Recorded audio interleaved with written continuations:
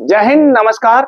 आज बात करते हैं मध्य वर्ग के लोकतंत्र की ताकत के, जो सरकार को झुका सकती है, लोकतंत्र को सोचने पर मजबूर कर सकती है।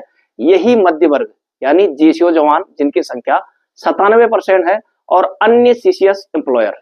ओआरपी 3 के दौरान ये ताकत आपने हरियाणा में देखी, ये ताकत आपको दिल्ली में देखने को मिली। इससे ज्यादा क्या कहें, क्योंकि ये राजनीतिक विषय नहीं, लेकिन लोकतंत्र की एक भावना, एक ताकत है, जिसे अभी लोहा गर्म है, कहते हैं ना कि सरकार मान रही है उन चीजों को। तो क्या इस समय पर हम लोगों को यानी जीसीओ जवानों के रिप्रेजेंटेटिव भी अपना पक्ष रखें, गर्म लोहे पर हथौड़ा मारा जाए, ताकि इतने सालों से जो विसंगतियों के लिए आप लोग चिल्ला रहे हो, उसका कुछ ना कुछ सॉल्यूशन निकले।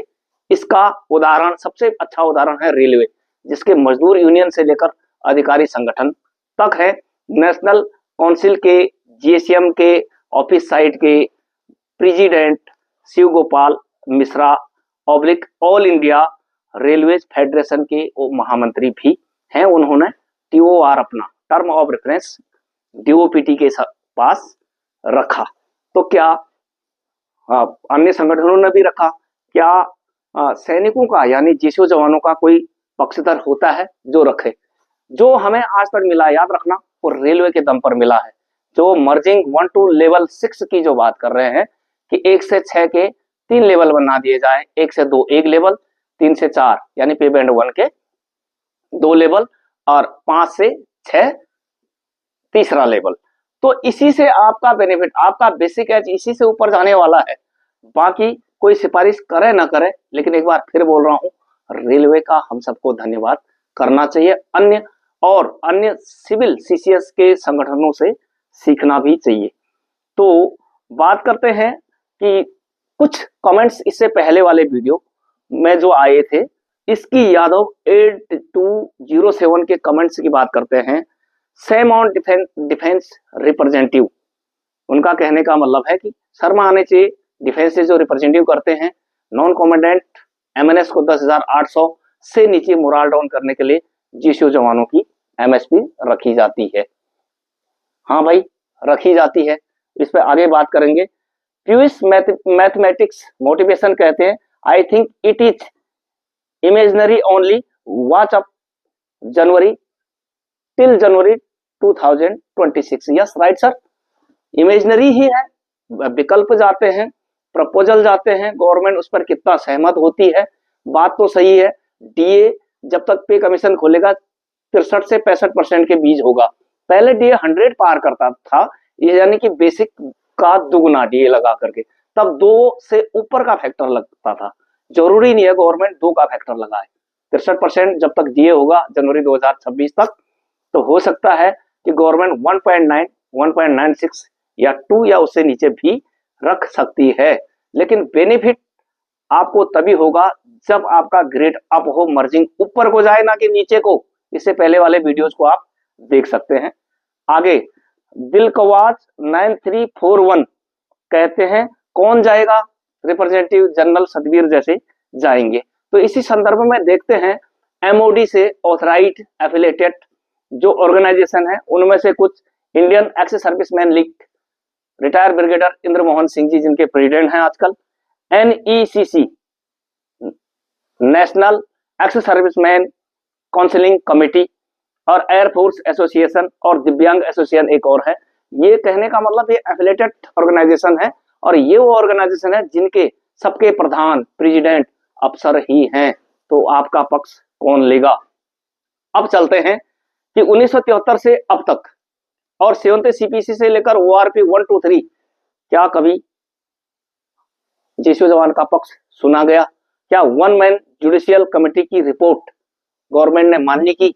नहीं की। तो उस रिपोर्ट पर 20 करोड़ से अधिक का खर्च आया, कमेटी बनाई गई, पैसा वेस्ट हो गया। जब बात ही नहीं माननी है तो मनमर्जी कीजिए, कमेटी ही क्यों बिठाते हैं? इस पर आरटीआई डाली जितेंद्र देव जी ने, जो एयरफोर्स से रिटायर हैं, एएफटी में वकील हैं। उनके आरटीआई भी इस पर लगा के दूंगा कि उनने उसमें भी दिया 1 मैन जुडिशियल कमेटी को, तो गवर्नमेंट ने रिजेक्ट कर दिया था। आप किस रेफरेंस के आधार पर ओआरओपी के एनोमलीज की बात कर रहे हैं? आप आरटीआई डालिए, कुछ भी करिए, गवर्नमेंट ने आज तक नहीं माना। अब थोड़ा बैकफुट पर दिख रही है कि टैक्स माफ भी किया मध्य वर्ग का, 12 लाख से ऊपर वालों को टैक्स लगेगा। हालांकि वो पता हमें तब चलेगा जब जिसका वेतन 12 लाख पकड़ लेगा डीए सहित, तिगुना टैक्स भरेगा। खैर, लेकिन ये एक रेफरेंस की बात है। ऊपर से पे कमीशन की घोषणा की कर दी। तो बताइए, दिल्ली, हिंदुस्तान का दिल, किंगडम ऑफ इंडिया, राजधानी जो है, वहां पर लगभग 5 लाख के आसपास केंद्रीय कर्मचारी, उनके परिवार रहते हैं और उनके रिलेशन को 20 से गुणा कर दिया जाए तो 20 लाख से ऊपर की स्टैम्प उनकी हो जाती है।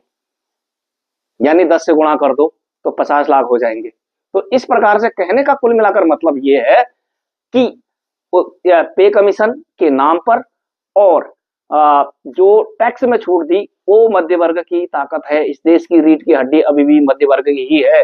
पहले सिर्फ मध्य वर्ग ही पिसा जा रहा था, वो सिर्फ वोट डालने और टैक्स भरने के लिए पैदा हुआ है ऐसा समझा जा रहा था। लेकिन गवर्नमेंट ने उनकी ताकत को पहचाना, तो ये सही मौका है कि अब बताइए, हम लोगों के रिप्रेजेंटेटिव जितने भी संगठन हैं, जो भी आंदोलन हम लोग कर रहे हैं, क्या कभी किसी को सुना गया? क्या जो कोर्ट में एमएसपी का केस वीर बहादुर जी ने रखा, सुप्रीम कोर्ट ने क्या उसे मान लिया? क्या एनोमलीज की बात की? सिर्फ यही कहा कि पे कमीशन की एनोमली कमिटीज के पास जाइए। ये सरकार का नहीं, पे कमीशन का मामला है। तो अब क्या पे कमीशन एक्सेप्ट करेगा? क्या मिलिट्री सर्विस पे के नाम पर जवानों के बाकी के ग्रेड और अपग्रेडेशन और एमएसीपी जो दिखावा दिया गया कि special mechanism tool of compact पे स्केल, कि पे स्केल कॉम्पैक्ट है, अच्छा है, जिसमें जवानों की शॉर्ट सर्विस को ध्यान में रखकर किया गया है। बेसिक एज के साथ मिलिट्री सर्विस पे भी दी गई है। क्या वो एकदम 1/3 होनी चाहिए? क्या अफसरों ने उसे रैंक पे का हिस्सा नहीं बताया कि हमें तो मिलती थी, आपको मिलता ही कुछ नहीं था? अच्छी बात है, मेहरबानी है। क्या 8th सीपीसी में कौन इसे रिप्रेजेंटेटिव करने वाला है? जो रिप्रेजेंटेटिव करने की बात कर रहे हैं, मैं किसी का न दोस्त न दुश्मन, जो जैसे भी काम कर रहा है अच्छे कर रहे हैं, अपनी आवाज उठा रहे हैं, लेकिन उनकी छवि एमओडी में क्या है? फंड कलेक्शन की, या किसी और पार्टी ओरिएंटेड की, या कुछ और की? इसीलिए नहीं सुना जाता। मैं एमओडी के अंदर की और पीएमओ में जो वहां के जो लोकल इंटेलिजेंस के तहत जो छिटपुट रिपोर्ट है, मैं उसकी बात कर रहा हूं। मैं किसी पर आरोप नहीं लगा रहा हूं कि ये लोग इस तरह के हैं, इनकी कोई एनोमलीज नहीं है, ये भड़काए हुए लोग हैं, ये अन्य पार्टियों के या किसी और संगठन या किसी अन्य एक्टिविटीज के को एक प्रोपेगेंडा की तरह सैनिकों को इस्तेमाल किया जा रहा है, फंड कलेक्शन की एक जरिया बनाया गया है। शायद ये चीज सुप्रीम कोर्ट के नॉलेज में भी थी, इसलिए सुना नहीं। तो क्या उन रिप्रेजेंटेटिव्स की आप पे कमीशन एमओडी में जाएंगे तो क्या कोई सुनने वाला है? या फिर इस प्रकार से हम लोगों के पास ऐसे क्या तथ्य, ऐसे क्या फैक्ट हैं विथ रेफरेंस सहित, जिस पर पे कमीशन एक शॉर्ट सर्विस वाले जेसीओ जवान, शॉर्ट सर्विस ही कहूंगा, सबसे कम नौकरी वालों के साथ न्याय कर सकें, ताकि एक बेहतरीन बेसिक एच अपग्रेडेड स्टार्ट हो और 15 से 17 साल से लेकर 30 साल वालों को एक इस प्रकार का बेनिफिट हो, ताकि वो अपने सिविल काउंटर पार्ट्स के बराबर तो नहीं जाएंगे, लेकिन आसपास तो रहेंगे। अंतिम वेतन की जो बात कर रहा हूं, जिस पर पेंशन बनती है, तो क्या नेशनल लेवल पर और सभी स्टेट लेवल पर सभी स्टेट्स को अपनी अपनी एक्स सर्विसमैनों की मीटिंग नहीं करनी चाहिए? इतने सालों से टाइम बर्बाद कर रहे हैं आप लोग। उत्तराखंड की बात की जाए तो सब सो रखे हैं, कोई याद भी नहीं कर रहा। तो क्या स्टेट रिप्रेजेंटेटिव घोषित करके अपनी एनोमलीज को देखकर सरकार के पास नहीं जाना चाहिए? क्योंकि अभी लोहा गर्म है, जाओगे कब? बुरे वक्त पर यदि किसान धान की जगह गेहूं बोता है और बहुत अच्छी मेहनत करता है, तो क्या फसल हो जाएगी? कुर्सी पर तो जो बैठी है वही सरकार है, किसी का समर्थन नहीं कर रहा हूं, लेकिन एक सैनिक के लिए तो सरकार वही है ना जो कुर्सी पे बैठी है। सरकार की कुर्सी पर जो बैठा होगा उसी को आप सरकार मानोगे या नहीं? उन्हीं के पास जाओगे या नहीं? तो नहीं जाओगे तो कब जाने वाले हैं? कौन जाने वाला है? क्या एनोमलीज है गवर्नमेंट के पास? क्या क्या टर्म ऑफ रेफरेंस डिफरेंस की तरफ से जेसीओ जवान रख रहे हैं? क्योंकि अधिकारियों पर तो साफ बात कहें, मैं भी विश्वास नहीं करता हूं, बचा खुचा ही आपके हिस्से में आएगा। जिस प्रकार से रेलवे की मजदूर यूनियन अलग है, कर्मचारी यूनियन अलग है, एक क्लास अधिकारी यूनियन अलग है, हर यूनियन अपने अपने अपने स्तर की डिमांडें रखती हैं। अब पे कमीशन की जहां तक बात की जाए, आप कहते हो कमेटी बैठती है, हाँ उसमें जेसीओ जवान सब होते हैं, लेकिन वो ऑन सर्विस लोग होते हैं जो चुपचाप रहते हैं as a instructor, as a JCO. मैंने ये चीजें देखी हैं, किसी भी चीज में आपसे साइन करवा लेंगे।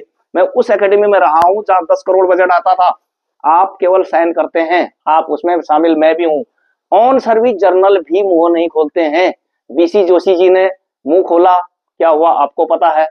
जनरल मानिक शाह कहते थे तो उनको फील्ड मार्शल के पैसे और उनके 1973-73 के युद्ध विजेता अपनी जगह हैं, क्या उन्हें वो अलाउंसेस और वेतन दिया गया, उसका बकाया 2008 में महामहिम राष्ट्रपति अब्दुल कलाम जी ने किया।